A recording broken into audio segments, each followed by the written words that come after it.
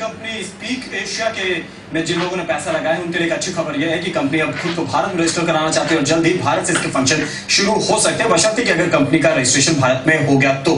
हमारे साथ speak Asia के कुछ पैनलिस्ट भी इस वक्त जुड़े हुए हैं। दिल्ली से हमारे साथ हैं शशांक अरोड़ा, हमारे साथ मुंबई से हैं सऊद अहमद सिद्दीकी साहब, और साथ साथ अहमदाबाद से भी हमारे साथ कुछ पैनलिस्ट जुड़े हुए हैं स्पीक एशिया के। साथ साथ हैदराबाद से हमारे खास मेहमान जुड़े हुए हमारे साथ। सबसे पहले शशांक आपके पास आना चाहूंगा, जब से खबर आई है क्या कुछ माहौल यहाँ पर बदला हुआ लग रहा है? क्या कंपनी में आप लोग का भरोसा दोबारा वापस लौटा है? किस तरीके की इस वक्त आप लोग इन्फॉर्मेशन कंपनी की तरफ से मिल रही है? पॉजिटिव इन्फॉर्मेशन पहले भी थी और अभी भी है, वही बरकरार है कंपनी की तरफ से कि स्पीक एशिया कैसे भी करके इस मैटर को हैंडल करेगी और किसी भी पैनलिस्ट को किसी भी तरह का कोई नुकसान नहीं होगा और कंपनी कंटिन्यू करेगी। यही इन्फॉर्मेशन पहले भी थी और यही इन्फॉर्मेशन अभी भी है जी।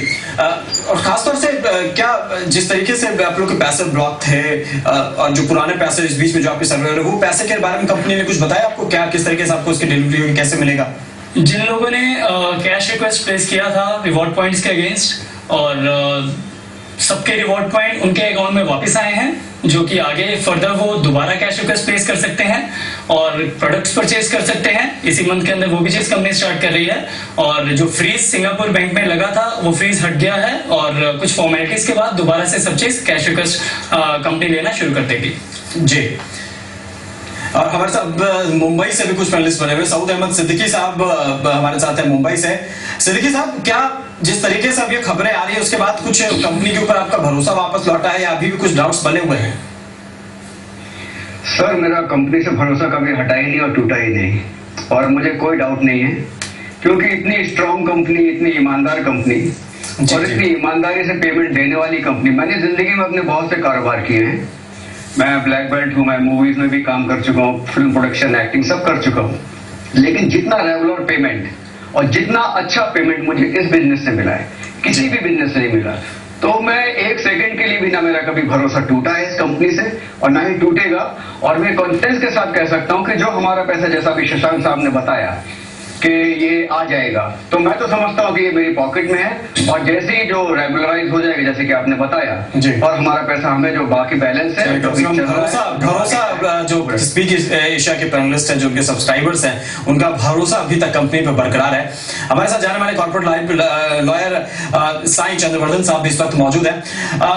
चंद्रवर्धन साहब, आपसे जानना चाहेंगे कि जिस तरीके से अगर किसी कंपनी के खिलाफ पहले से इस तरीके की इन्वेस्टिगेशन चल रही हो, मिनिस्ट्री ऑफ कॉर्पोरेट अफेयर्स यहाँ पर इन्वॉल्व है, वित्त मंत्रालय खुद पर्सनली अपनी निगरानी में कंपनी के बारे में जांच पड़ताल की कोशिश कर रहा है और साथ साथ कंपनी के अगेंस्ट कुछ एक FIR भी अलग अलग शहरों में दर्ज है, इन सारी बातों को दिमाग में रखते हुए कि क्या इतना आसान होगा कंपनी के लिए ROC से अप्रूवल ले पाना और जो अलग अलग दूसरी एजेंसीज हैं उनसे इसको अप्रूवल मिल पाना, FIPB की भी अप्रूवल की इसमें जरूरत है, क्या वो संभव हो पाएगा? There are checks and balances which are available in law for giving registrations to companies like this.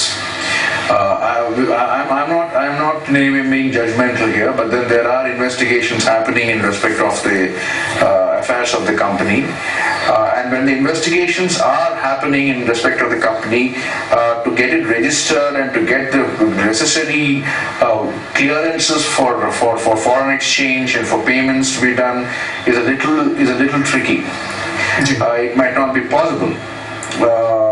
If the red flags have been raised and if the proper alerts have been given, keeping that in view, there may be delays in looking at the company's registration and looking at the company's approvals that the companies might be wanting to get. For example, if the Ministry of Corporate Affairs is investigating into the company, if it is looking at how to address looking at about the FIRs that have been lodged in the different cities against the company, then first there has to be an alert to people that this is under investigation and this is something that they must be warned about. People who are investing, investors, etc. and so forth. Not for any other reason than as a measure of due diligence.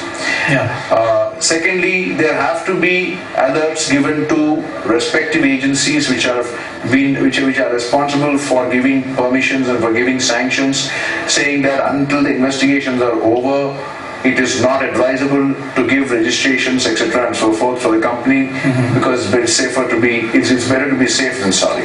If these steps have been taken, if this due diligence has been conducted before registration happens, and if the investigation is either in favor or against the company, subsequent to that, if registrations are granted, then it is much more safer for everybody involved here. But if these are not closed and registrations are granted, at a later point of time, if the investigation turns against the company, there may be further damage, there may be further loss that has occurred. No, as a result of hasty decisions that we take. Here's again there is a point. The ongoing investigation is against the company which is registered in Singapore, not in India. If the company is getting itself registered in India as a separate entity, as a altogether different name, then also the existing investigation, be it the FIR, be it the investigation of the agencies of the ministries, be implemented on this company as well, on that new company as well. As a corollary, yes, as a concomitant fact to the existing investigation that is going on. Now, for example, there is very difficult. Now, I'll give you an example here.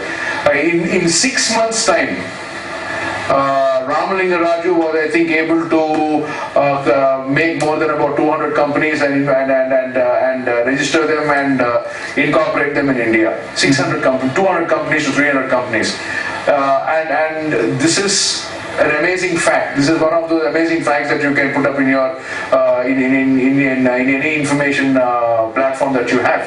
That is the kind of due diligence that is conducted here when registering a company. So, if a person has nothing more than a DIN, which is a director identification number, and a digital signature, two people can then be made to register a company in India in any name that they choose, and subsequently the true owners of the company can move in by way of the necessary requirements under the law, in terms of introducing them, in terms of bringing them on board as directors and bringing them on board as shareholders. So, and then subsequently everything will be hunky-dory. Now, it is important that at the first instance this is recognized, this is flagged, and this is stopped.